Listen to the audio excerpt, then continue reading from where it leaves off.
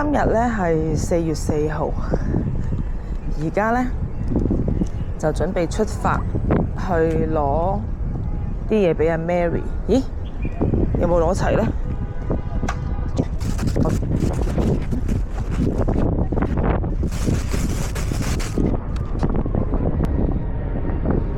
正常由屋企出發，而我又揸呢個電板車，時速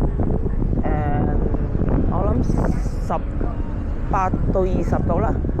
咁我係應該15分鐘左右就到阿 Mary 嗰度噶啦。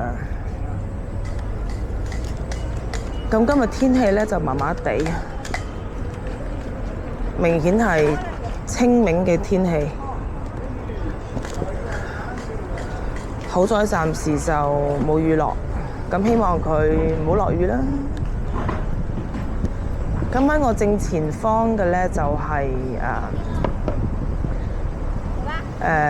洲際酒店。咁洲際酒店都係一個國際酒店啦。佢嘅存在咧亦都係影響咗我會租呢一度嘅原因，因為住嘅附近有一個國際酒店咧係享受會多少少嘅，至少間中走去飲下下午茶、high tea 咁樣，感覺都係特別啲、舒泰啲。咁呢度咧，哎喲，每一次咧經過呢個位咧都係要好小心嘅，因為載貨不穩。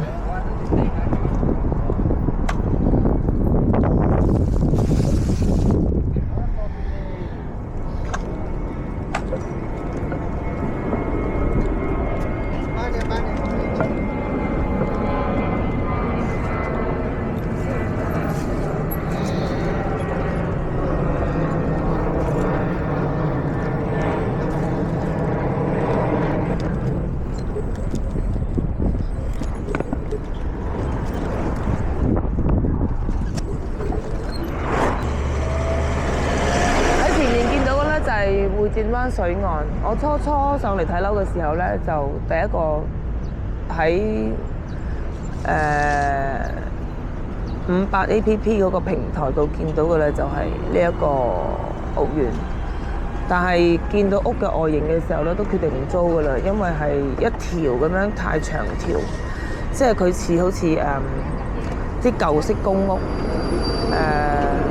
或者懶係嗰啲酒店咁樣咧，一排過咁樣咧，其實係個居住體驗係麻麻地嘅。住得近 lift 口咧就好嘈啦，係咪多人出入？住得唔近 lift 口咧，就一條路咁樣去到篤嗰種感覺咧，其實好差嘅。好啦，又可以出發。咁喺呢度咧，最勁嘅就係嗰啲女人咧，真係好厲害嘅。佢手車真係麻麻地，但係佢都可以載小朋友嘅喎，真係好夠薑。嗱，我前面呢一架車咧，呢個車仔咧，我好中意嘅喎。如果我住中山嘅話，我係會買嘅。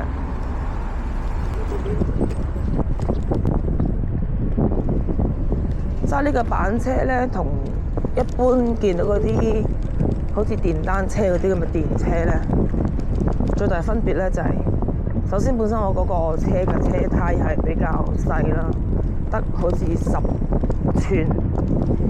咁喺板車嚟講咧，佢就算個轆大嘅，亦都係相對粗嘅。但係同電單車比，同電雞比就梗係好唔一樣啦。所以有時行呢啲路嘅時候咧，感覺唔夠力啊，唔夠咬地咁樣。深圳咧規管電雞都規管得嚴嘅，相對嚴啦。咁當然越係市中心，越係高樓價嗰啲位置就更加規管得多啦。喺啲商場入邊已經係攔住唔俾你隨便進入，呢一件係好事嚟嘅，因為真係將道路使用者分開咧，咁係安全好多。因為啲電雞真係亂咁飄噶嘛。另外一個咧，我覺得香港需要學習嘅咧，就係嗰啲紅綠燈。紅綠燈下邊佢佢有個倒數嘅時間啦。其實呢一個操作應該係日本、台灣都有㗎啦。即係呢一下香港要學咯。咁你最少唔好要我估下，到底我幾時可以起步行車或者行人呢？咁當然行人係緊要啲啦。行車呢就好明確咁見到綠燈咁先至開行啦。咁行人有時都會係可能心急啲啊。重點都唔係心急起步，係要佢謹慎留步啊！即係擺明你見到係唔夠時間行嗰段馬路嘅，咁其實係應該留步唔行咯。咁呢方面其實香港要學。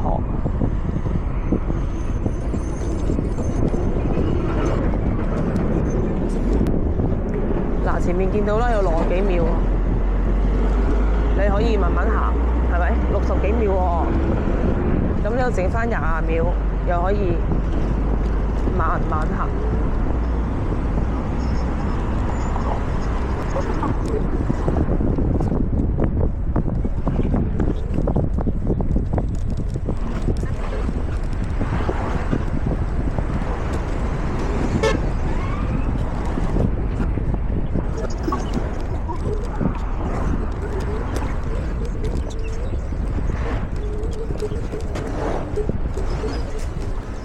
剪咗毛喎，呢個白色狗啊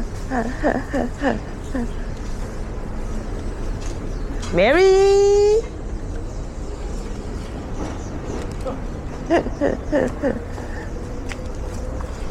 Mary， 冷靜啲，冷靜啲，冷靜啲。哎呀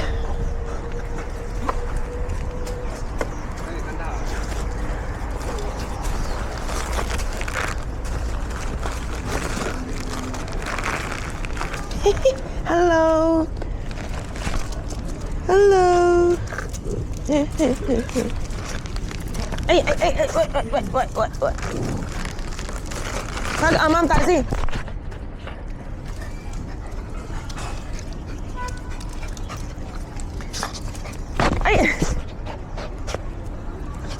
哎呀，我睇下點帶先呢？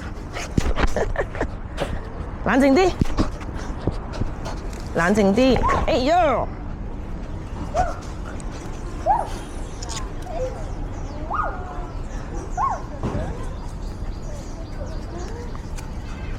點帶㗎？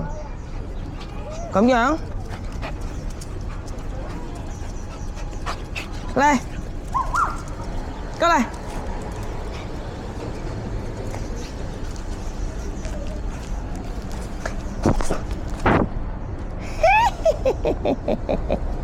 啱啱好，啱啱好。